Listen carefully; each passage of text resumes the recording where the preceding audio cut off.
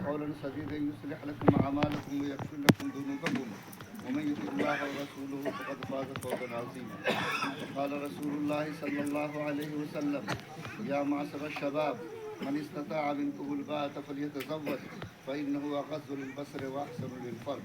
وقال رسول الله صلى الله عليه وسلم: إن أعظم النكاح بركة أيسره مولة. وقال رسول الله صلى الله عليه وسلم: أعلنوا هذا النكاح واجعلوه في المساجد. وقال رسول الله صلى الله عليه وسلم: النکاح من سنتی ومن رغب عن سنتی فلیس منی، او کما قال علیہ الصلوۃ والسلام. معزز حاضرین کرام، ہم لوگ اس وقت نکاح کی مجلس میں شریک ہیں. ابھی جو خطبہ پڑھا گیا وہ عربی زبان میں ہے.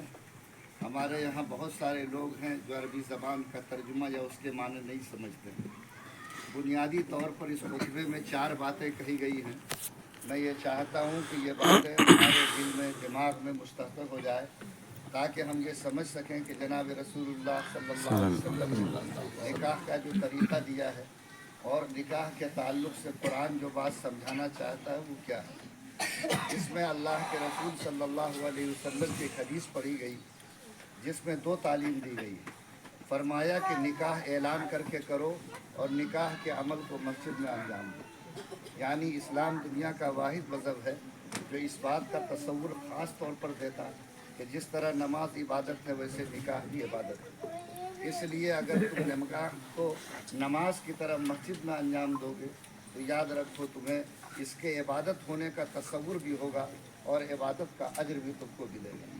آج ہم مسلمانوں کی بہت بڑی کمزوری یہ ہے کہ تھوڑا پیسہ ویسا ہو گیا تو آدمی سمجھتا ہے کہ 5 لاکھ سے نیچے کے ڈیکوریشن میں بیٹے کا نکاح نہیں ہوتا.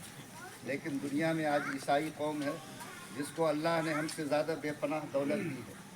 آج اس کی تاریخ کو آپ پڑھیے کہ اگر کسی عیسائی کے راشٹرپتی یا شہزادے کا بھی نکاح ہوگا تو وہ گرجا میں ہوگا، وہ گرجا سے باہر نہیں ہو سکتا. جس قوم کو دنیا نے یہ سوچا کہ اس کا مذہب کمزور ہو چکا ہے آج وہ اپنے مذہب کے ساتھ ہے اور ہم کو زندہ مذہب دیا گیا اور ہمارا رشتہ مذہب سے ٹوٹتا جا رہا ہے. میں گزارش کروں گا آپ سب سے، اللہ آپ کو اس کی توفیق دے کہ آپ نکاح کو عبادت بنائیے، مسجد میں نکاح کے عمل کو انجام دیجیے اور اس تصور کو سماج میں زندہ کیجیے کہ جس طرح نماز میں ہم اللہ کے قانون کی رعایت کرتے ہیں نکاح میں بھی اللہ کے قانون کی رعایت کرنی چاہیے. اگر یہ مزاج بنے گا تو نکاح کا تصور و عبادت عام ہوگا. دوسری بات، اللہ کے رسول صلی اللہ علیہ وسلم نے فرمایا کہ نکاح اعلان کر کے سماج میں چرچا کر کے کرو. آپ جانتے ہیں کہ اس وقت 2 قسم کے نکاح کا معمول ہے. ایک تو ارینج میرج ہے جو عام طور پر سماج کو جوڑ کر ان کو چرچے میں لا کر کیا جاتا ہے، اور ایک اس طرح کے نکاح ہیں جو بالکل پرائیویٹ طور پر کیے جاتے ہیں اور دوسرے نقطۂ نظر سے کیے جاتے ہیں. اسلام نے ایسے رشتے کو پسند نہیں کیا ہے. اسلام چاہتا ہے کہ نکاح اعلان کر کے ہو، نکاح چرچا کر کے ہو، نکاح لوگوں کے علم میں لا کر. اس وقت جو بہت سارے ہم لوگوں کو دارالقضا میں فتنے جھیلنے پڑتے ہیں کہ چپا چپی نکاح ہو گیا اور بعد میں جا کے دوسرے دن مقدمہ ہوا، تیسرے دن حالات سے وہ نکاح دوچار ہو گیا. اس لیے سماج میں یہ ذہن بننا چاہیے کہ ہم لوگ جس طریقے سے سماج کو ایک دوسرے کے علم میں لا کر نکاح کرتے ہیں، اسلام بھی اسی طریقے نکاح کو پسند کرتا ہے. ہمیں بھی اسی قسم کے نکاح کا مزاج بنانا چاہیے. تیسری چیز، اللہ کے رسول صلی اللہ علیہ وسلم نے فرمایا کہ سب سے برکت والا نکاح وہ ہے جس میں سب سے کم خرچہ کیا جائے.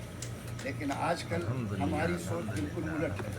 ہم لوگ سب سے کامیاب نکاح اس کو سمجھتے ہیں جس میں پانی کو پیسے کی طرح بہایا جائے اور فضول خرچیاں کی جائے اور اثار میں لوگوں نے مجھے علم میں دیا زیادہ سے زیادہ لوگوں تک شیئر کریں ہے تو کم سے کم کان بچا ہوا ہے، ورنہ یہاں بینڈ باجے اور ماشاء اللہ ایسی چیزیں جن کی وجہ سے پٹاخے آسمان سے ہمارا اسلام کا کیا اور لگتا پاور ہے کہ ہے. ہمارے پیسے آگ میں جھونکنے ہی کے لیے اللہ نے دیے.